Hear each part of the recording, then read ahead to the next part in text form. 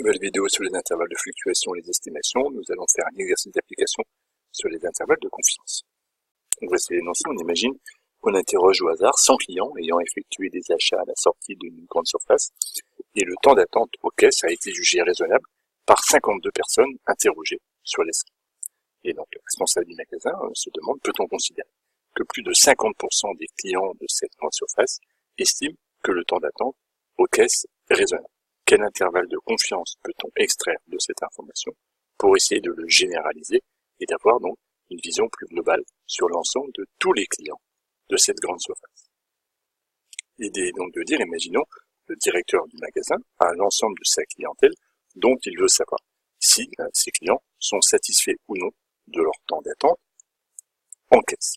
Pour cela, donc, il procède à une enquête, à un petit échantillon parmi ses clientèles, et le paramètre important va être l'effectif de l'échantillon, puis n est égal à 100, il va interroger 100 personnes, et le résultat de cette enquête sur les 100 personnes qu'il va questionner est que 52, donc la fréquence qu'il obtient est de 0,50. Comment, à partir de ces deux résultats-là, peut-on estimer avoir un intervalle de confiance pour une probabilité P de satisfaction du temps d'attente de sa clientèle? On ne peut pas vérifier les conditions, les trois conditions à respecter avec N et P pour l'instant, puisqu'on ne connaît pas la probabilité théorique et l'intervalle dans lequel P va intervenir.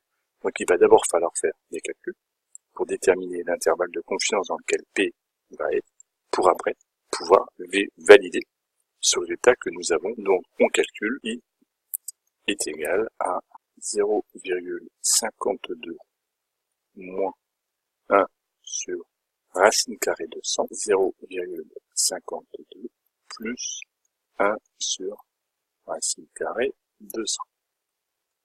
Racine carrée de 100 vaut 10, cela fait 1 dixième, et donc au final, I est égal à 0,52 moins 1 dixième, 0,42, 0,52 plus 1 dixième, 0,62, appartient donc à cet intervalle-là de 0,42, 0,62. Donc voilà l'intervalle de confiance au seuil de 95%. On va vérifier maintenant les conditions, c'est-à-dire que n est bien supérieur ou égal à 30, il n'y a pas de problème.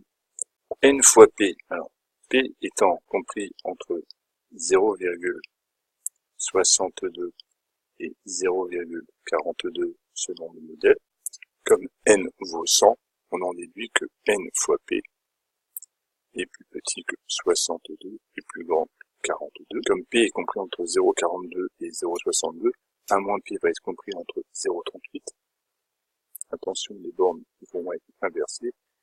Et 0,58. Si on fait n facteur de 1 moins P, va être inférieur ou égal à 58 et supérieur ou égal à 38. Ces deux conditions-là montrent que tout est bien supérieur à 5. On peut en conclure que les conditions d'approximation d'un intervalle de confiance au niveau confiance 95% sont vérifiées. Nous allons donc déterminer par le calcul un intervalle de confiance au seuil de 95% de la population de clients qui estime que le temps d'attente aux caisses est raisonnable. Cet intervalle est entre 0,42 et 0,62. La borne inférieure de l'intervalle est 0,42. Il est donc possible que moins de 50% de clients trouvent le temps d'attente raisonnable. Il n'est donc pas possible de conclure que plus de 50% des clients sont satisfaits avec l'enquête qui a été menée.